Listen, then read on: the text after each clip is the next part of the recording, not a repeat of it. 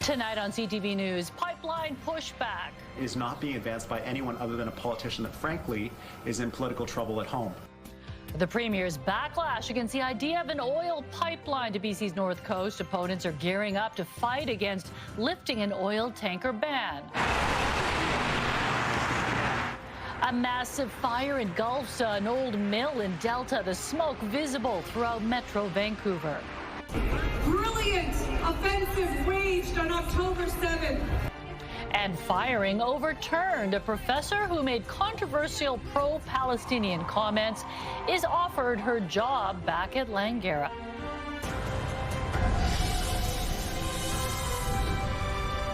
This is CTV News with Mi Jung Lee. Good evening. Thanks for joining us. The political fireworks are ramping up over a possible plan for an oil pipeline to the north coast. The most recent proposal died on the drawing board after significant opposition from coastal First Nations and environmental groups. 10 years later, opponents say they're gearing up for another fight and vowing to do everything they can to stop any new oil pipeline. CTV's Ben Milger has the story. From the mid-2000s until 2016, the prospect of a pipeline to the north coast galvanized protesters across the province. A federal court eventually overturned Northern Gateway's approval over a lack of consultation. Now Ottawa and Alberta may be on the verge of a memorandum of understanding that could see a similar pipeline proposal and an easing of a tanker ban in waters environmentalists say are among the most dangerous in the world to navigate. There is a reason why this tanker ban is in place, and oil tankers will never be in that strait and should never be in that strait. It would be absolutely reckless. During an unrelated interview about a listing cargo barge taking on water near Bella Bella, a Coast Guard official told CTV News coastal First Nations play a key role in marine emergency and hazard response. It's safe to say that response is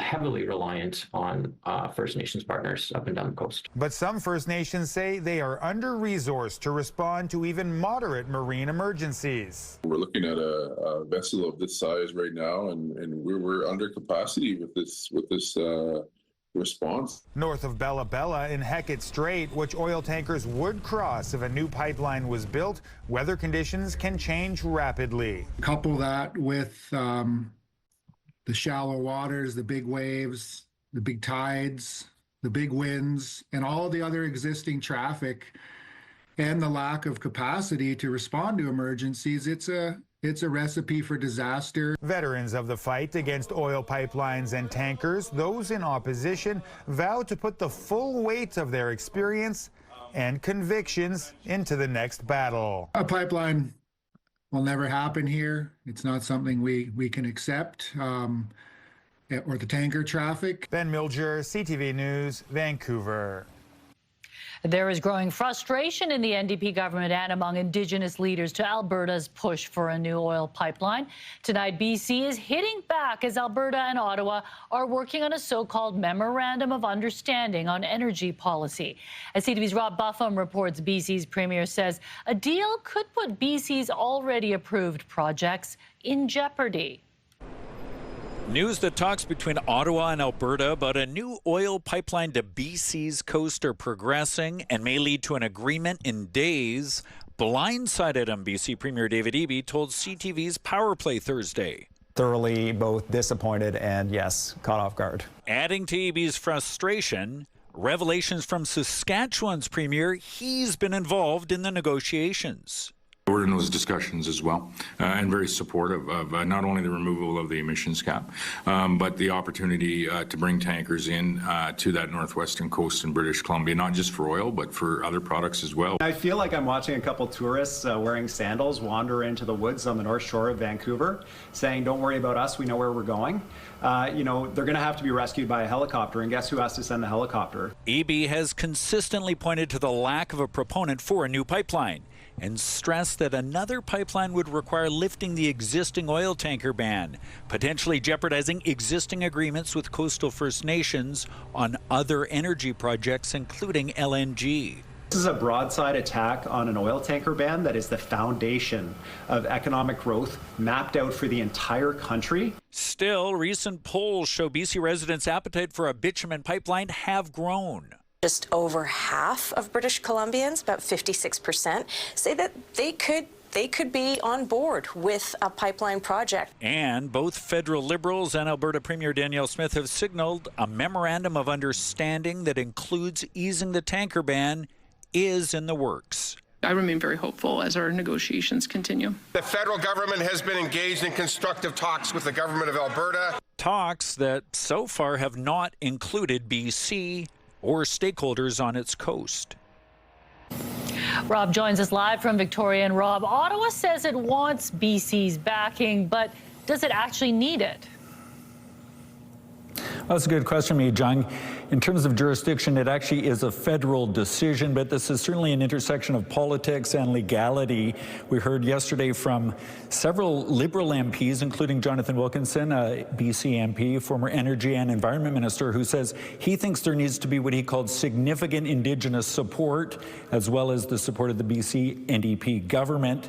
So while legally they could go ahead with it, there will be obviously a fair bit of pushback politically, but we may find out in a few days which way this goes. Mi Jung. Yeah, and there could be quite the showdown on the horizon. Thank you, Rob. A plume of smoke could be seen in parts of Metro Vancouver as a large fire broke out near the Alex Fraser Bridge. CTV's Craig Krause is following this in the Breaking News Center. Craig? Well, Mi Jung, the Vancouver Fraser Port Authority confirmed to CTV News that the fire was burning in a former mill that was under demolition. This all happening on port-owned land. Let's take a look at the scene and what it looked like earlier today. You're going to look at it right there. Yeah, the smoke billowing into the air, flames peeking through the heavy smoke at the former mill along the Fraser River near Anasis Island. Images from the 93rd 100 block of Alaska Way show crews working to contain the flames. Local authorities tell us the initial report came in at around 9:10 a.m. and crews from Surrey were also responding to this fire. In total, around 30 firefighters were able to get the fire under control this afternoon. So we're told at this time there have been no reports of injuries or missing people. As for the cause, though, that remains undetermined. Mi Jung? Craig Krause reporting tonight. Thanks, Craig. An English instructor at Langara College who praised the October 7th Hamas attack won the right to be reinstated earlier today. However, she has now resigned. The amazing, brilliant offensive waged on October 7th. On October 28th, 2023, Natalie Knight praised the attack as amazing and brilliant. But following a grievance by the Langara Faculty Association, she was reinstated. The decision was initially welcomed by the association and by the Federation of Post-Secondary Educators of BC. Following Knight's initial comments, the Jewish Federation of Greater Vancouver had initially called for her dismissal from the college. A group of Metro Vancouver councillors is urging the province to put the brakes on the region's new liquid waste plan. The group says they've been mostly shut out of the process, potentially setting a concerning precedent. CTV's Ben Nesbitt has the story. While Metro Vancouver looks to finalize its new liquid waste plan, some of the region's municipalities are trying to put up a roadblock. It's just a real mishmash in terms of how this transpired. I'm kind of concerned of what's going on. Daniel Fontaine and Cash Heed are among a group of 6 councillors who plan to pen a letter to the Premier asking that his government reject the new plan.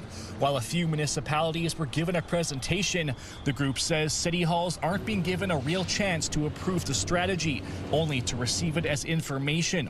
A sharp change from 2010 when councils voted to formally endorse the plan.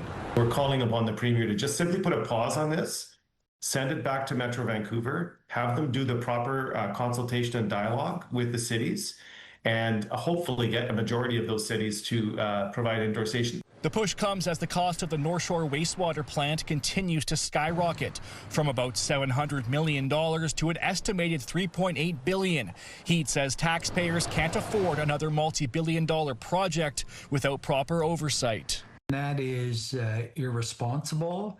And that is not a process that we want to see duplicated as we go forward for another 10-year plan. In a statement to CTV News, Metro Vancouver Board Chair Mike Hurley said in part, Metro Vancouver invited all member councils to receive a presentation on the draft plan and provide feedback, and several offered valuable input. They need to do better than that, given how much money we're talking about in this plan. The councillors hope to have the letter on the Premier's desk in the coming days.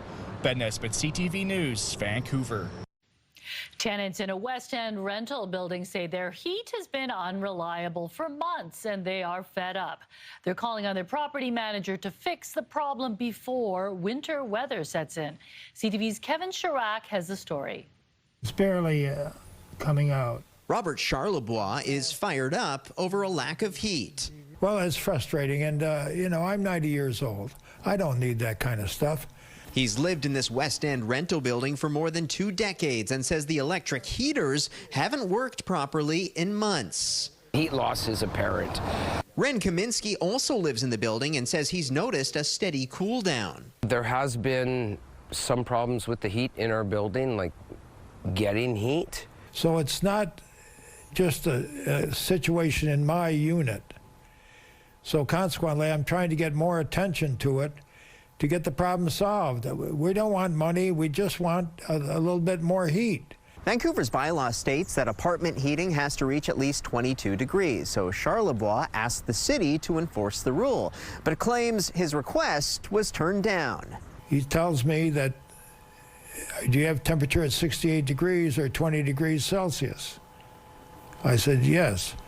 Then the case closed. In a statement, the city says a property use inspector followed up with the complainant and was advised the temperature had been raised overnight and the case file was closed. Charlebois disputes that claim. Meantime, the building's property manager also responded to CTV News saying, "We received a complaint from Mr. Charlebois on November 19th. The matter was investigated and we determined a heat pump was not working properly at the building. The issue was fixed the same day. The heat pump is working. But today we were there an hour, and despite cranking up the thermostat, the temperature didn't exceed 22 degrees. Kevin Chirac, CTV News, Vancouver. Winter is just around the corner, which means hazardous driving conditions ahead. Some areas are already dealing with snow and ice, and that's why road safety officials have been out on some highways making sure people are prepared. Here's CTV's Dimitra Maragos. Drivers on the Sea to Sky Highway face one of the first winter readiness safety tests, why having the right kind of tire is essential. Drivers cruising down the Sea to Sky. Good morning. Came to a brief stop Thursday morning. We're just checking for snow tires. Some drivers were put to the test during a joint event with Road Safety at Work and RCMP BC Highway Patrol. They don't really think about it, but it's crucial.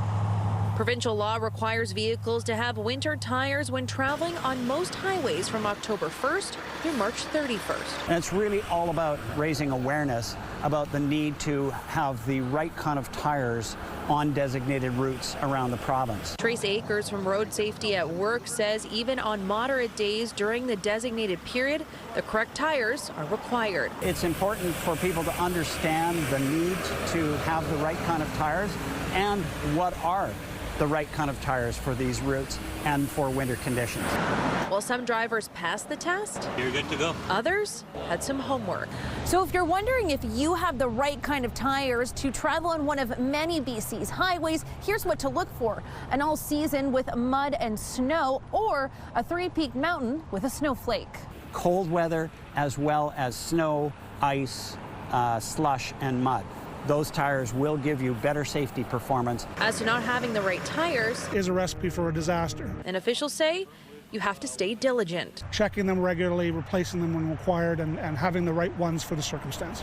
Now, officials also emphasize not only having the right kind of tire, but also making sure you have adequate tread. Dimitra Maragos, CTV News, Sea to Sky Highway. Let's Let's take a look outside at Robson Street. Pretty with the lights and the roads are dry. It's 6:13.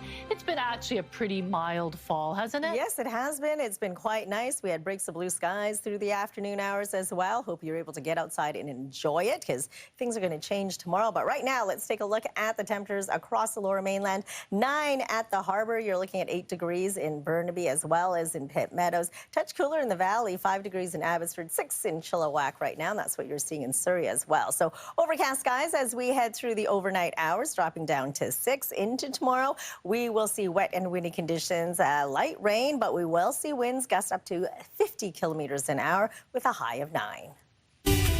CTV Weather brought to you by Expedia Cruises, customizing dream vacations with unbelievable value. Call or learn more at expediacruises.ca.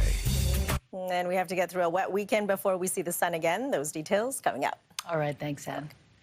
Groundbreaking research at zero gravity. What a Fraser Valley doctor discovered about what medical interventions could be like in space. And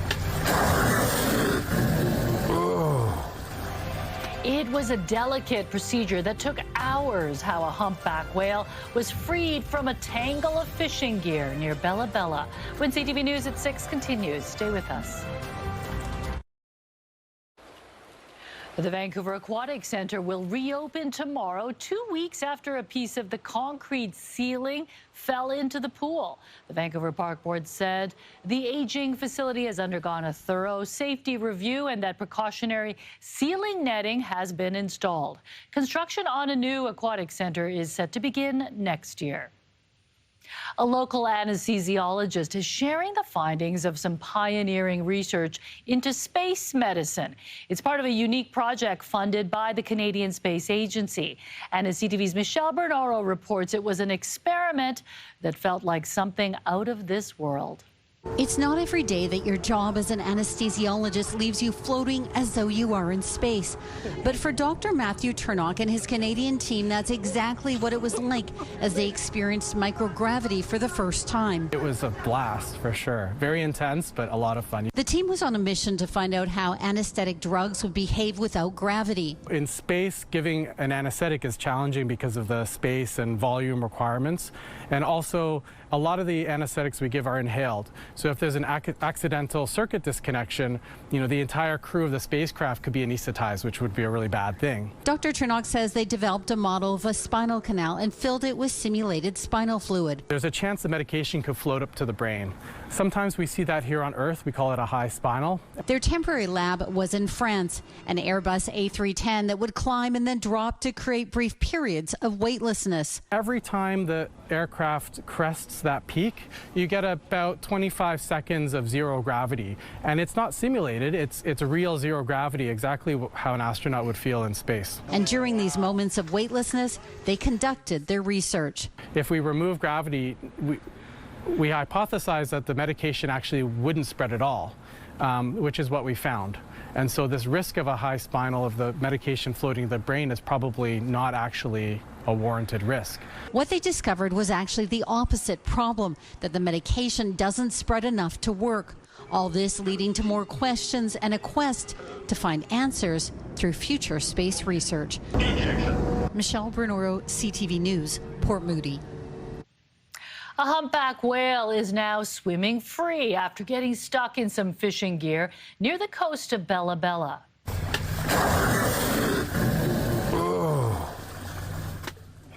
Two Healthsick members originally found the humpback entangled in prawn fishing gear 5 kilometers north of Bella Bella. After reaching out for help, a pair of local Healthsick guardians arrived to aid the whale as it struggled to untangle itself. Hours of rope cutting around the whale's tail and body eventually resulted in the successful release of the wandering humpback, who appeared to show no signs of physical damage. With so many holiday events and gatherings on the horizon, Mothers Against Drunk Driving is asking everyone to show their commitment to sober driving. We know that in the next 6 weeks, 7 people are going to be killed on BC highways in crashes involving impaired driving. MAD's Metro Vancouver chapter launched its annual Project Red Ribbon campaign today in partnership with the City of Burnaby and RCMP. They're asking people to pledge to always drive sober and plan ahead for sober rides. You can show your support with a red ribbon or decal on your car, keys, or bag. Across Canada, about 9 people every hour face charges or lose their license for impaired driving. What Vancouver City Council is hoping to see in the Old Bay building in time for the World Cup. Also ahead. Any tactic to delay this process is another smoke and mirror from this administration. Donald Trump changes his mind, ordering the Jeffrey Epstein file to be released. But how much of it could be blocked? That's ahead. Have a news tip, video, or photos of breaking news from your screen to ours when you see it happen? Send it to CTV News. Email us at vantips@ctv.ca or text 10400. Go. Dramatic scenes earlier today at the COP30 summit in Brazil. Video captured a fire tearing through one of the pavilions as flames blazed through the ceiling and forced an evacuation. Brazilian officials say thankfully no one was hurt. The 30-day countdown is on for the U.S. Department of Justice to release its files on the late sex offender Jeffrey Epstein. The president changing course last night and signing a bill for the material to be released. CTV's Joy Malbin looks at the fine print. It's the moment many of the survivors and their families had been fighting for. Within 30 days from now, the Justice Department must release the files from their investigation into the late convicted sex offender, Jeffrey Epstein. My sister couldn't name those names simply because, it would put her life at risk. It would put her family's life at risk. These people could sue you into homelessness. They're so powerful. President Donald Trump, who was friends with Epstein for more than a decade, had resisted releasing the records, reversing course at the last minute, and still calling it a hoax he claims distracts from his achievements. So how much could Trump's Justice Department release? Already there's a large loophole. The law says information could be withheld that would jeopardize an active federal investigation or prosecution. Even though they had previously said there's nothing more to investigate here, I believe precisely in order to try to shield information, they have opened a new investigation, which is on its face politically tinged, going after only Democrats. President Trump just ordered new investigations into prominent Democrats like former President Bill Clinton and former Treasury Secretary Larry Summers, who stepped back from his teaching position at Harvard as the university investigates his ties to Epstein. Any tactic to delay this process is another smoke and mirror from this administration, and the American people have to be watchful of how they implement this bill. Documents that could shine a light on Epstein's crimes include flight logs, travel records, investigations, plea agreements, and financial entities tied to Epstein's child sex trafficking ring. Joy Malbin, CTV News, Washington. We're getting a look at some of the damage caused by a major volcano eruption on one of Indonesia's highest peaks. This was the scene yesterday when Mount Semeru on Java Island suddenly erupted yesterday, sending lava and rocks as far as 13 kilometers down its slopes. Authorities have evacuated more than 1,000 people, including nearly 200 stranded hikers. The country's geological agency says volcanic activity has calmed down, but is still fluctuating. No deaths have been reported. The busiest travel season of the year is around the corner, and as Canadians plan for winter travel and the holiday season, some U.S. businesses close to the border are hoping Canadians will return after a year where U.S. travel has taken a nosedive. CTV's Natalie Van Roy has the story. Jules Landry and his wife are checking in for their annual trip down south to Florida. But this year, it feels different. Apparently this year, there's a bit less Canadians going down. Very sad because You know, the Americans were always our friends and neighbors, and now, unfortunately, we have, you know, the political climate that's causing a bit of an issue. I haven't traveled to the States since Trump first got elected. I couldn't go. And it's nothing about the people there. They're all wonderful, but it's the thought that counts. In September, the number of return trips from the U.S. by Canadians dropped nearly 31% compared to the same time last year. Those like Reese Paquette say they would rather go somewhere else to spend tourism dollars. I have family in the Bahamas and one of the family islands, and I just found out Porter flies directly there, so I don't have to fly through the state, so maybe that. Statistics also show a major drop-off in crossings at the Ogdensburg-Prescott International Bridge, slashing toll revenue collection by more than $841,000 so far this year, with bridge traffic in October down nearly 40,000 crossings year over year. And that is hurting businesses on the U.S. side like Market on Main in New York. I've definitely had a notable decline in customer traffic. And that really hurts, you know, not just the traffic, but the sales as well. Owner Kelly Clark hoping her Canadian customers come back.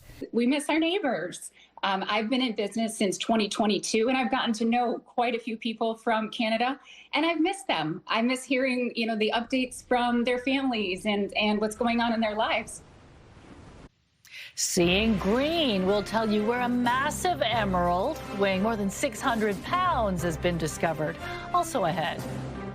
We're trying to create a Times Square experience at Robson and Granville Street, and this can be part of that.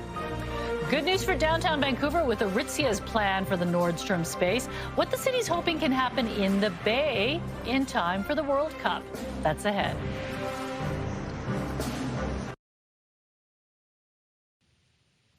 The city of Surrey is hosting its annual tree lighting, and several holiday markets and craft fairs are taking place this weekend as Metro Vancouver gets into the Christmas spirit. We've got a full list of fun things to check out this weekend on our website, ctvnewsvancouver.ca. City officials are welcoming the news of Aritzia moving into the old Nordstrom space. But what about the other large vacancy downtown left by the loss of the Bay? Now we're learning the Heritage Building could play a role during the World Cup. CTV's Martin McMahon has the story. There's been a gap in downtown Vancouver's retail scene since Nordstrom's 2023 departure from Pacific Centre Mall. But now fashion giant Aritzia plans to fill it with a new flagship store. Yeah, it's exciting news. I knew that the store was coming, but I didn't realize it was going to be nearly as large as it was announced. 40,000 square feet over 4 floors. Really quite groundbreaking. Certainly the largest store of its kind in Canada for Aritzia. In a core that's seen 4 lease signs and closures in recent times, there's hope Aritzia's arrival will have a larger knock-on effect. Council's working to revitalize Granville Street. There's a planning initiative that was recently approved. We're trying to create a Times Square experience at Robson and Granville Street. And this can be part of that. So these stores, they draw people to downtown Vancouver and they create energy on those blocks. With Aritzia moving in, the vacancy at the former Bay store downtown becomes the biggest hole left to fill. This Hudson Bay building is really critical to the health of downtown Vancouver. It's very central, obviously, geographically. It occupies almost an entire city block. Very personal for me. I used to work there in the basement 20 years ago. Meisner says the space could come alive again when the World Cup arrives next year in Vancouver. Right now, we're looking at some options possibly for FIFA.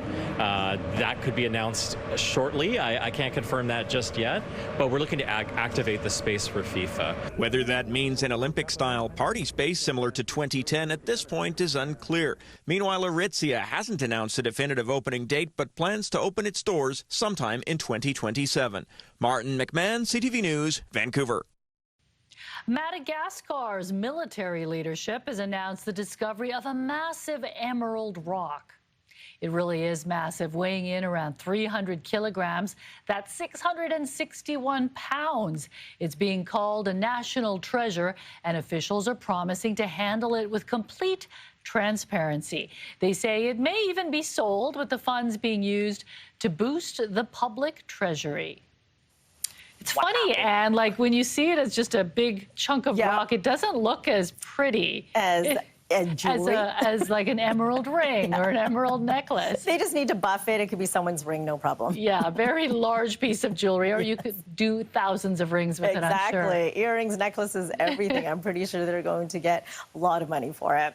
All right, let's take a look at our forecast. Not a bad day today. Cloudy start, but then we did get some breaks through the afternoon. We do have another frontal system moving its way in, bringing in some heavy rain for the inland sections of the north coast and central coast, upwards of 70 millimeters of rain for the north coast, 50 millimeters for the central coast, and that is tonight right through until tomorrow morning. Here's a look at our weather tracker right now. A beautiful night out there. As we head through the overnight, we'll see increasing cloud coverage, and tomorrow morning for your early morning commute, and that is when the rain returns, and it will continue through tomorrow afternoon and into tomorrow night as well. We'll see anywhere between 6 millimeters in Chilliwack, 12 for Pitt Meadows, 10 for Vancouver, and 16 for Squamish as we head through the day tomorrow. We'll also see winds gust to about 50 kilometers an hour. Mix of sun and cloud for the northeast corner of the province. Your provincial forecast at the bottom of your screen. Soggy for Port Hardy tomorrow with periods of rain and a high of 9. You'll see 10s for Campbell River and Comox under periods of rain as well. That's what you can expect for Tofino and Port Alberni. Temperatures between 10 and 11 degrees. Showers in the afternoon for Nanaimo. It stays dry for the Southern Gulf Islands and Victoria, both seeing highs to 10. It'll be very wet for the Sunshine Coast with periods of rain and 9. Same story up the Sea to Sky Highway. Cooler, though, for Whistler, 7 for Squamish, and for us across the Lower Mainland. Wet and windy along the water. Temperatures just around 9 degrees. Cooler in the valley. You'll see periods of rain. 8s for Abbotsford and Chilliwack. And then as we head into Saturday and Sunday, it is pretty soggy. It does dry up Sunday afternoon with a few breaks in there. Clears up nicely for Monday under a mix of sun and cloud, cooling down to 8. Even cooler on Tuesday as we see some light rain. Some showers expected, and then periods of rain for Wednesday before it dries up. Mostly cloudy skies heading into Thursday with a high of 9. CTV weather brought to you by Expedia Cruises for air, land, and sea vacations. So, yeah, get those umbrellas out once again before your sunglasses next week. Yeah, I mean, earlier this week, we were really spoiled. Oh, so spoiled. We had temperatures in the teens and everything, but yeah, we're back to November weather now. Reality check now. Okay, thanks, Ann. The bidding was high for artworks once owned by the Bay. We'll tell you which historic painting fetched the most money. Also ahead. Foolishly, we gave them more than we should have. From renovation scams to cryptocurrency schemes, we look at some of the top scams defrauding Canadians of millions of dollars. That's ahead.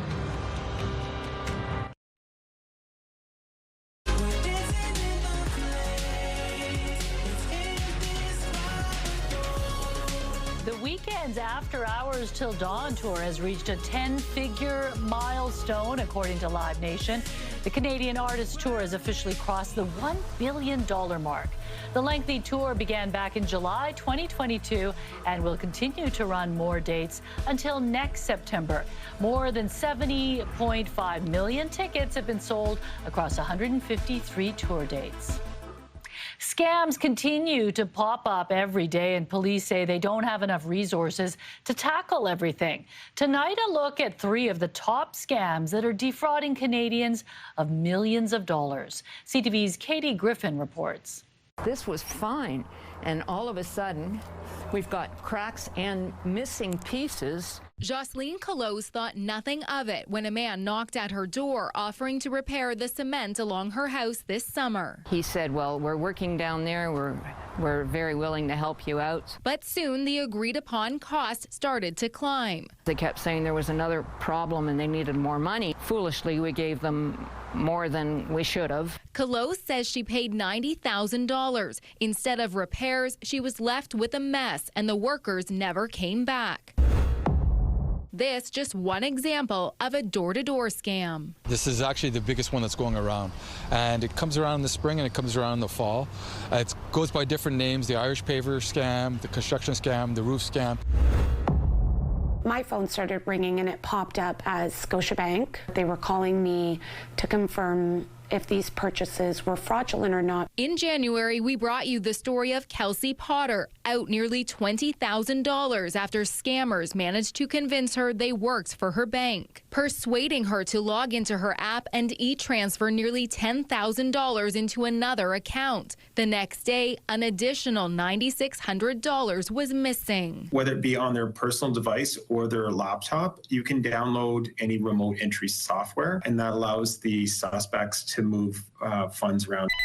Last week, Ottawa police announced charges against 2 people in connection with a bank investigator scam this summer that cost victims $250,000. In this scam, fraudsters impersonate someone from the bank and claim the victim's credit cards are compromised. They request PINs and passwords, then tell victims to leave their cards in a specific area to be collected by a courier. Fraudsters then use the cards to make large purchases and withdrawals. I couldn't get rid of it. I tried Control-Alt-Delete, and it wouldn't go away. It wouldn't turn off. Sharing their story with CTV's Pat Foran, what started with a pop-up warning on their computer led this Ontario couple in their 70s to lose more than $1 million in a cryptocurrency scam. They called the number on the screen and were told their accounts were hacked, persuaded by criminals over 5 months to purchase $900,000 in gold bars and $100,000 in Bitcoin, despite warnings from their bank. Oh, we're devastated. It sounds very foolish that somebody would do something like this, but it was the trust that was built up over 5 months. Katie Griffin, CTV News. Dozens of historic works of art once owned by the Hudson's Bay Company have sold at auction in Toronto. Selling now at Heffel's, the Churchill, $1.3 million, and congratulations to your bidder. The piece that fetched the most money was an oil-on-canvas depiction of Marrakesh by former British Prime Minister Winston Churchill from 1935. It was given to HBC by Churchill's wife. Its estimated value was between $400,000 to $600,000, but it actually ended up selling for $1.3 million. Big news for fans of The White Lotus and Game of Thrones. Still ahead tonight. Plus, star sightings. Adam meets a man who's posed for pictures with thousands of celebrities. Next on the Sawatsky sign-off. Right now, here's a preview of Your Morning Vancouver. It's the first time a Canadian Prime Minister has traveled there in more than 40 years. Friday on Your Morning Vancouver, what we can expect from Mark Carney's trip to the UAE to expand major projects. Plus, 2-time Olympic silver medalist and 3-time world champion skater Elvis Stojko joins us right here in studio. We'll see you in the morning.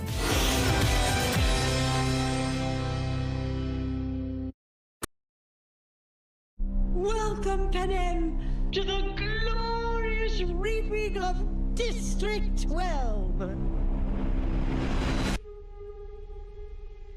We're getting our first look tonight at the new Hunger Games movie. Sunrise on the Reaping takes place during the 50th edition of the Games, 24 years before the original movie. It stars Joseph Zada as a young Hamish Abernathy, previously played by Woody Harrelson. It hits theaters exactly 1 year from today. First, it was Hawaii, then Sicily and Thailand, and now we know where the 4th season of The White Lotus will take place. This place is insane.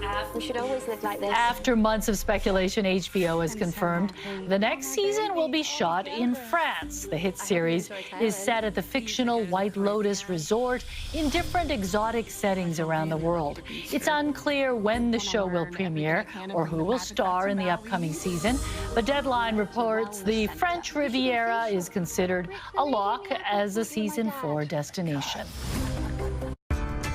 What's your name? Sir Duncan the Tall. Never heard of him. Do you know every night in the 7 Kingdoms, then? The good ones. And HBO is also moving ahead with renewals of 2 Game of Thrones prequel series. A Night of the 7 Kingdoms will come out in January, and HBO says it's already planning a 2nd season to come out in 2027. Fellow Game of Thrones prequel series House of the Dragon has also secured a 4th season ahead of its 3rd season premiere this summer. The first ever champions of the Northern Super League are taking their victory lap. I'm Courtney. Can I get a go, Rise. 1, 2, 3. Let's go,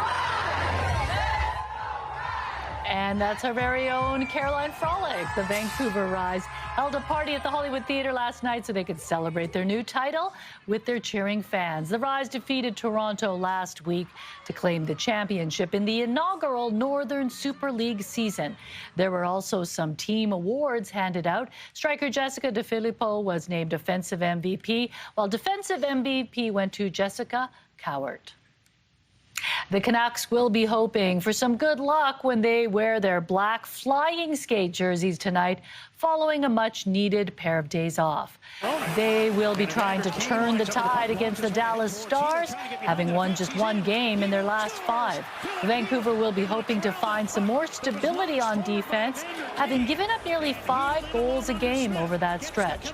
The Canucks won the first meeting of the season back in October, 5-3. Puck drops shortly after 7. Is it a bird? Is it a plane? No, it's Superman #1, the most valuable comic ever. The issue from 1939 introduced the Man of Steel in his first solo title. This near pristine copy sold for just over $9 million US today at an auction run by Heritage. It was discovered last year by 3 brothers who were cleaning out their late mother's attic in California. The sale beats the previous record set last year when Action Comics #1 sold for $6 million. Wow. I never find anything like that in my mom's attic. I wish I had an attic. Then you could start rummaging through it. Exactly. Right? Okay, fans of the Muppets and other works from Jim Henson can soon own a piece of timeless memorabilia. Some of the highlights include a pair of shoes worn by Miss Piggy and some puppets from Fraggle Rock. Also available on the auction block, a collection of artwork by the late Carol Spinney, the man inside Big Bird, and Oscar the Grouch. The auction of some of Henson's famous work takes place next Thursday. You can register online to bid. Very cool. Yeah, there's no shortage of people who have the money to bid high on these kinds of items. No, they don't. Okay, we'll get to the Sawatsky sign-off in just a moment. First, Craig's here with a look ahead to your late news. Yeah, Mijung, we have a busy night ahead of us. We are tracking a grizzly bear attack near Bella Coola. We will bring you the latest on this at 11:30 as several people are reported to have been injured in this. Also, our Martin McMahon is following the roller coaster of a day at Langara College. English instructor Natalie Knight, who was fired after praising the October 7th Hamas attack in Israel, won the right to be reinstated earlier in the day, but we are now learning she has resigned. We have reaction and more tonight at 11:30. Mijung. Okay, thank you, Craig. Finally, Adam learns the story of one man whose love of all things pop culture has led to an awe-inspiring collection of memorabilia on this encore Sawatsky sign-off.